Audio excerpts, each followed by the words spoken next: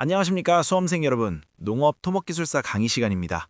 교수님, 안녕하세요. 네, 수험생 여러분 반갑습니다. 교수님, 오늘은 농업 토목기술사 시험에서 비중이 아주 높으면서도 실무적으로 매우 중요한 설계 홍수량 산적에 대해 깊이 있게 다뤄보고자 합니다.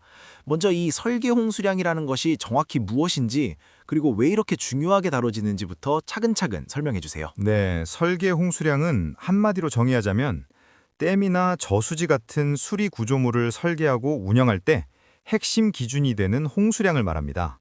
즉, 해당 유역에서 발생할 수 있는 최대 홍수량이나 특정 빈도에 기반한 홍수량을 의미하는 것이죠. 이게 왜 중요한가 하면 첫 번째로는 구조물의 안전성 때문입니다. 홍수 시에 원류 파괴되지 않도록 안전성을 확보해야 하니까요. 두 번째는 효율적인 수자원 관리입니다. 한정된 물을 최적으로 활용하기 위해서죠. 마지막으로 하류 지역의 생태계와 환경을 보호하기 위해 방류량을 조절하는 기준이 되기 때문입니다. 그렇군요. 안전과 관리 그리고 환경보호라는 세 마리 토끼를 잡기 위한 기준이 바로 설계홍수량이라는 말씀이시네요. 그렇다면 본격적으로 이 설계홍수량을 어떻게 산정하는지 그 과정을 하나씩 짚어보고 싶습니다. 가장 먼저 해야 할 일은 무엇인가요? 네, 크게 세 단계로 나눌 수 있는데 그 첫 번째 단계가 바로 설계 기준 강우량 산정입니다. 이 단계에서는 과거의 강우 데이터를 꼼꼼히 수집하는 것부터 시작합니다. 관측소별로 아주 장기간의 데이터를 모으고 혹시 빠진 데이터가 있다면 보정하는 작업도 거쳐야 하죠. 그런 다음 통계 분석을 수행합니다. 확률 분포형을 이용해서 빈도 해석을 하는 것인데 이를 통해 우리 구조물이 얼마나 큰 홍수를 견뎌야 하는지, 즉 재현기간이라고 하는 설계 빈도를 결정하게 됩니다. 결과적으로 과거 데이터를 기반으로 우리 설계 목적에 맞는 확률 강우량을 결정하는 것이 2단계의 핵심입니다. 그러니까 과거의 기록을 바탕으로 미래에 올 수도 있는 큰 비의 양을 통계적으로 예측하는 단계라고 이해하면 되겠군요. 그럼 두 번째 단계로 넘어가 볼까요? 두 번째 단계는 유역 특성 분석입니다. 강우량이라는 것이 하늘에서 내리는 비의 양이라면 유역 특성은 그 비가 땅에 떨어졌을 때 어떻게 흐르는지를 결정하는 요인이죠. 여기서는 지형적인 요인을 먼저 봅니다. 유역의 면적은 얼마나 넓은지, 경사는 얼마나 급한지, 그리고 하천망의 길이는 어느 정도인지를 분석합니다.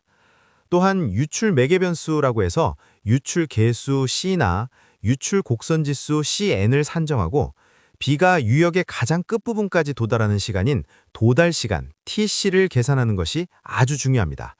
이 과정이 정확해야만 우리 유역이 비에 어떻게 반응하는지 정확한 유출 기작을 파악할 수 있죠. 강우량이라는 입력값이 있다면 유역은 그것을 처리하는 그릇과 같다는 비유가 떠오릅니다.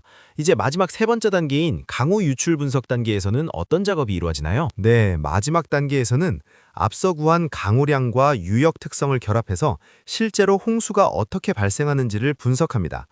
유효 강우량과 유역 응답 함수를 연결해서 숨은 곡선을 작성하게 되죠. 숨은 곡선은 시간에 따라 홍수량이 어떻게 변하는지를 보여주는 아주 중요한 그래프입니다. 이 곡선을 통해 우리는 설계에 적용할 최대 유량값인 첨두 홍수량을 선정하게 됩니다. 그리고 이 값이 법적 기준에 맞는지 신뢰할 만한지를 다시 한번 검증하고 재평가하는 과정을 거쳐 최종적으로 설계 홍수량을 확정하게 되는 것이죠.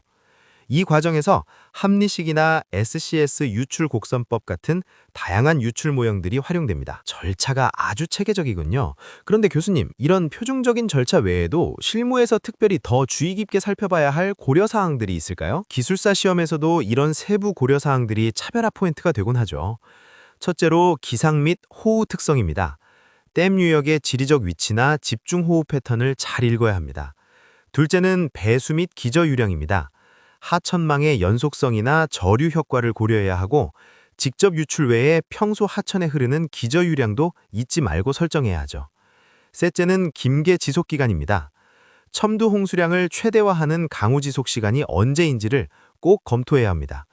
그리고 마지막으로 미래의 변화입니다. 도시화나 산림 개발로 토지 이용이 변하면 유출량도 크게 변하기 때문에 이를 반드시 예측에 반영해야 합니다. 단순히 공식에 넣는 것이 아니라 유역의 현재와 미래 그리고 기상 특성까지 입체적으로 분석해야 한다는 말씀이시네요. 교수님, 오늘 강의 내용을 요약해서 정리해 주세요. 네, 오늘 배운 설계 홍수량 산정 프로세스를 4가지 핵심 단계로 정리해 드리겠습니다. 첫째, 강우량 산정 단계입니다. 강우 자료를 수집하고 빈도 해석을 통해 설계 빈도별 확률 강우량을 산출하는 과정입니다. 둘째, 유역 특성 분석 단계입니다. 지형 분석을 통해 유역 면적과 경사를 파악하고 유출 개수나 도달 시간 같은 숨은 매개 변수를 산정하여 유역의 그릇 크기와 반응 속도를 결정합니다. 셋째, 유출 분석 단계입니다. 강우 유출 모델링을 통해 숨은 곡선을 작성하고 이로부터 최대 유량인 첨두 홍수량과 전체적인 유출 수문량을 계산해냅니다. 마지막으로 최종 결정 단계입니다.